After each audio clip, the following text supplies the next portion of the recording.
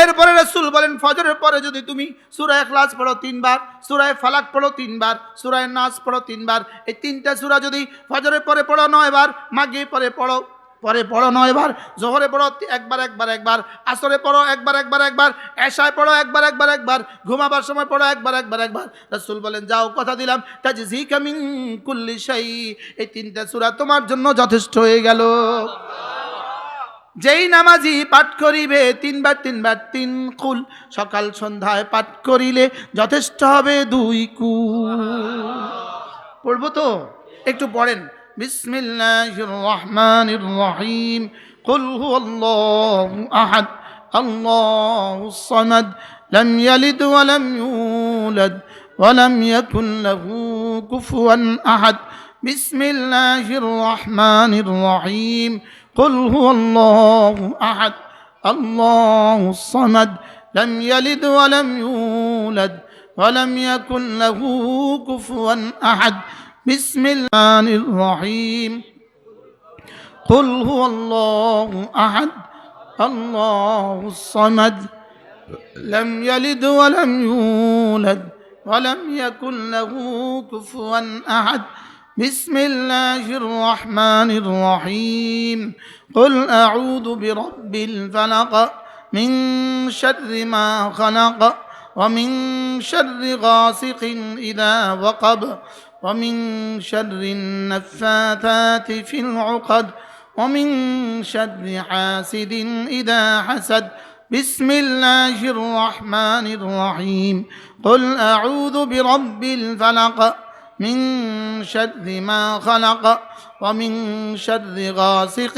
إذا وقب ومن شر النفاثات في العقد ومن شر حاسد إذا حسد بسم الله الرحمن الرحيم قل أعوذ برب الفلق من شر ما خلق ومن شر غاسق إذا وقب ومن شر النفاثات في العقد ومن شر حاسد إذا حسد بسم الله الرحمن الرحيم قل أعوذ برب الناس ملك الناس إله الناس من شر الوسواس الخناس الذي يوسوس في صدور الناس من الجنة والناس بسم الله الرحمن الرحيم قل أعوذ برب الناس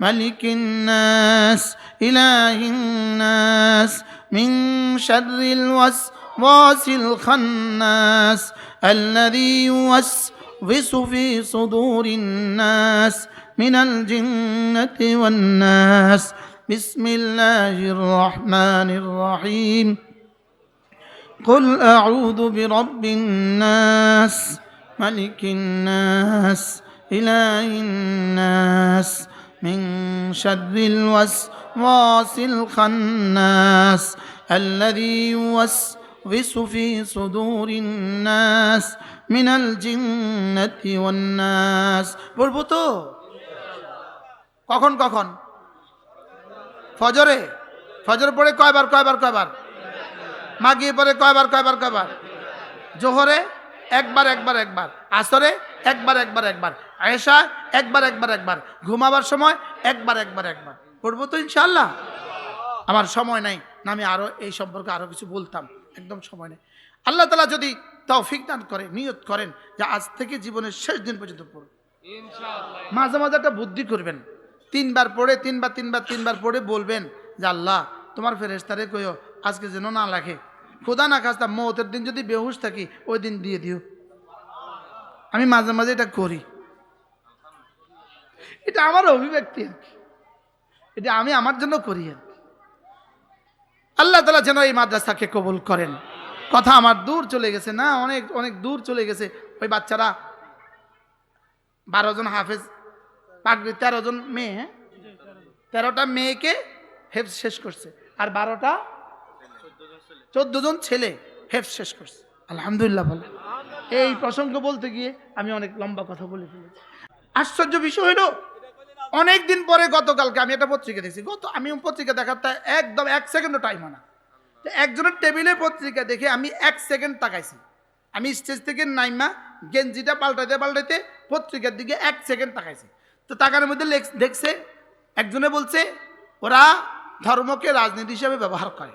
প্রশ্ন, ধর্মকে রাজনীতি হিসাবে ব্যবহার করে। ও যখন এইটা যখন আমি দেখছি, তো আমার দামাগে এর প্রতিবাদ, আমার দামাগে এর প্রতিশোধ তৈরি হয়ে গেছে, আমার দামাগের জবাব তৈরি হয়ে গেছে। যদি এই জবাব দিব আমি মহাসম্মেলনে, বড় বড় সম্মেলনে আমি জবাব দিব। কিন্তু এরপরেও এখন মনে হয়ে গেছে দেখে আপনাকে বলছি, ওরা বলে আমরা ধর্মকে রাজনীতি হিসেবে ব্যবহার করছি। জি না বন্ধু, আমরা ধর্মকে রাজনীতি বানাই নাই, আমরা ধর্মকে রাজনীতি বানাই নাই, রাজনীতিকে ধর্ম বানাইছি। সুবহানাল্লাহ বলেন। আমরা এমন এক ধর্ম মতো চলি, আমি জুতা পরিধান করি, আমি আমার জুতা পরিধান করাকে আমার ধর্ম বানিয়েছি। সুবহানাল্লাহ বলেন। আমি যখন ডান পায়ে জুতা পরবো, আমার জুতা পরা আর জুতা পরা হবে না, আমার জুতা পরা হয়ে যাবে ধর্ম। আরে সুবহানাল্লাহ বলেন।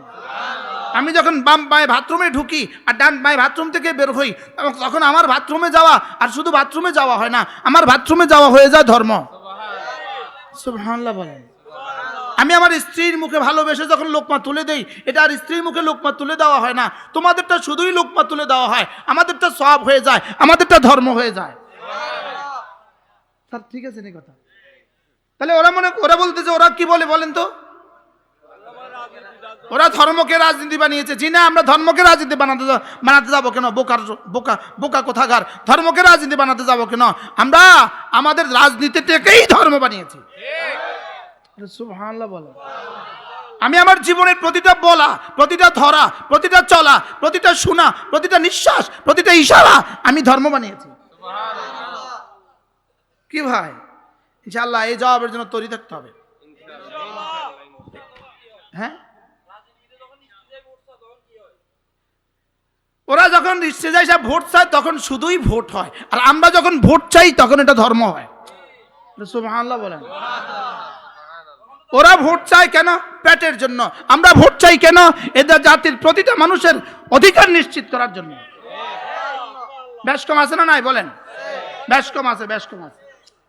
ওরা ভোট চায়, নির্বাচনের আগে সে 50 কোটি টাকা দিয়ে নমিনেশন পেয়েছে, 50 কোটি টাকা দিয়ে নমিনেশন পাইছে, আবার খরচ করবে 50 কোটি টাকা, তো সে 100 কোটি টাকা তাকে উঠাইতে হবে 5 বছর। আর আমরা ভোট চাইতেছি আপনার কাছে, 1 টাকাও খরচও করি নাই, 1 টাকা লইও নাই, 1 টাকা দেইও নাই। বেশ কম আছে না নাই বলেন? হ্যাঁ, ওরা যখন ভোটের জন্য একটা টুপি মাথার দেয়, ওরা নির্বাচনকে ধর্ম বানাইছে, ওরা ধর্মকে নির্বাচন বানাইছে। এরা হলো ধর্ম ব্যবসায়ী। মনে বুঝেন না? আচ্ছা আপনি বলেন তো দেখি, এদেশে যারা এই ইন্ডিয়া থেকে গরু আনে, গরু এলসি করে, গরুর ব্যবসা করে, গরুর ব্যবসা করে করে কোরবানি ঈদের দিন গরু কোরবানি করে, এরা কোন মাথা থেকে মুহাদ্দিস হইছে?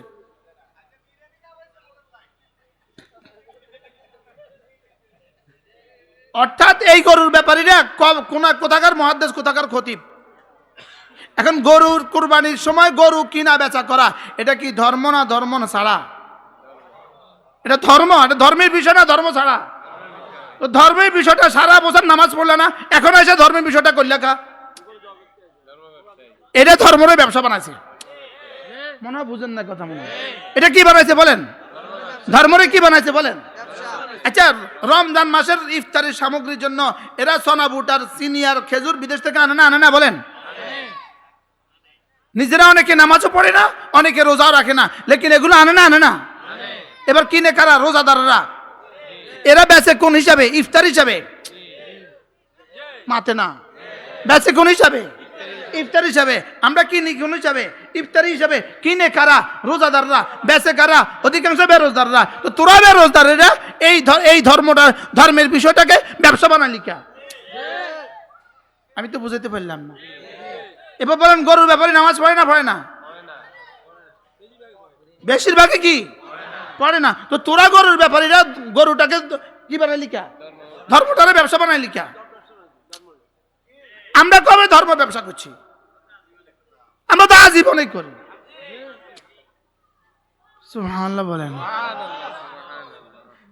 তাহলে আমরা কি ধর্মকে রাজনীতি বানিয়েছি না রাজনীতিকে ধর্ম বানাইছি?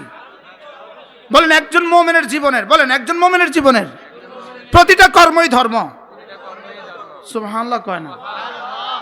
একজন মুমিনের জীবনের কি? যেমন ধরেন আমার জন্য নামাজ ফরজ, নামাজ ফরজ, এই জন্য কাপড় শরীর সতর ঢাকা ফরজ। নামাজে কি সতর ঢাকা কি? এবার বলুন তো দেখি, সতর ঢাকা ফরজ, নামাজ ফরজ, নামাজের মধ্যে সতর ঢাকা কি ফরজ। তাহলে আমি সতর ঢাকছি কেন? নামাজের জন্য। এবার সতর ঢাকতে গেলে কাপড় কিনতে হবে, কাপড় কেনার জন্য কাপড়ের দোকানদার লাগবে, তাহলে কাপড়ের দোকানদার নামাজের জন্য। সুবহানাল্লাহ বলেন। আচ্ছা, শুধু কাপড়ের দোকানদার এখানে না, আর এর আগে পাইকার আছে? তো পাইকার কেন? শুধু পাইকার না, এর আগে ফ্যাক্টরি আছে, তাহলে ফ্যাক্টরি কেন? নামাজের জন্য। সুবহানাল্লাহ বলেন। ফ্যাক্টরি শেষ না, ফ্যাক্টরি আগে সুতা আছে, তাই সুতা কেন? নামাজের জন্য। এবার সুতাই শেষ না, সুতার আগে পাট আছে, তাহলে পাট কেন? নামাজের জন্য। এবার পাটেই শেষ না, পাটের আগে কৃষক আছে, এবার কৃষিকাজ কেন? আমার নামাজের জন্য। সুবহানাল্লাহ বলে না? যেমন ধরেন গরুর নামাজ নাই, এজন্য গরুর ছতর ঢাকা নাই, এজন্য গরুর পোশাকের পিছনে এত আয়োজন নাই। কি ভাই? আমার জন্য শরীর পাক লাগে, শরীর পাক, এজন্য আমাকে জুতা পরতে হয়, আমার জুতার পেছনে যত আয়োজন সব আমার নামাজের জন্য। সুবহানাল্লাহ বলে। তাহলে আমার কোন কাজ ধর্ম নয়? তাহলে আমরা রাজনীতিকে ধর্ম বানিয়েছি না ধর্মকে রাজনীতি বানিয়েছি? আমরা ধর্মকে রাজনীতি বানাই নাই, আমরা আমাদের রাজনীতিটাকেই ধর্ম বানিয়েছি। সুবহানাল্লাহ বলেন। তাহলে ওয়ালা তুতি মান আগফালনা কলবাহু আন যিকরিনা, জিকির থেকে যে গাফেল, খবরদার তুমি তার পেছনে ছুট দিবা না। আল্লাহ, সে মিটিং এ যাকলে যাবা না, আল্লাহ, সে বিরিয়ানি দিলেও খাবা না, সে যদি 500 টাকা দেয় জবাব দিয়ে দিবা নেহি খাएंगे, ভোট भी नहीं देंगे। খায়ালা খায়ালা, এত বেহা কেন? খাইতো কেন? খাবে কেন? টাকাও খাবো না, ভোটও দিব না। বলেন কি বলছি? বলেন বলেন বলেন, মনে থাকবে ইনশাআল্লাহ। ওয়ালা তুতি মান আগফালনা কলবাহু আন যিকরিনা ওয়াত্তাবা হাওয়া ওয়া কানা আমরুহু ফুরুতা। আল্লাহ তাআলা বলেন, যারা না দিন থেকে দূরে, এদের জীবনটা কেমন জানো? বিক্ষিপ্ত। এদের জীবনটা কেমন? স্থিতিশীল জীবন নাই, বিক্ষিপ্ত। এদের জীবন কি? এরা ঘুম থেকে কখন উঠে খবর নাই, এদের জীবনে কোনো রুটিন নেই। বাস্তব না বাস্তব? বলেন। মৌলানা হাবিবুল্লাহ মিজবার রহমতে বলতেন, গরু ঘুম থেকে উঠে 2 প্রয়োজনে, খাবারের প্রয়োজনে আর বাথরুমের প্রয়োজনে। বেনামাজি ঘুম থেকে উঠে 2 প্রয়োজনে, খাবারের প্রয়োজনে আর বাথরুমের প্রয়োজনে। আমরা ঘুম থেকে উঠি নামাজের প্রয়োজনে। সুবহানাল্লাহ কয় না? বেনামাজের ঘুম থেকে উঠা আর বিড়ালের ঘুম থেকে উঠা সমান। বুঝেন না? বলেন, বেনামাজের ঘুম থেকে উঠা, বলেন, আর বিড়ালের ঘুম থেকে উঠা সমান। আমি অন্য জানোয়ার বললাম না, বেশি নিচু হয়ে যাবে এই জন্য। বেনামাজের ঘুম থেকে উঠা আর বিড়ালের ঘুম থেকে উঠা সমান। কি বলছি কন? কি লেগা? বিড়াল জীবনে কখনো ঘুমায়া ঘুমায়া পেশাব করে না, ঘুমায়া ঘুমায়া খায় না। বিড়াল শুয়া জীবনে কখনো খায় না। কথা বলে না? বিড়াল জীবনে কখনো ঘুমায়া কি করে না? পেশাব পায়খানা করে না। পৃথিবীর কোনো জানোয়ার ঘুমায়া ঘুমায়া খায় না, ঘুমায়া ঘুমায়া পেশাব পায়খানা করে না।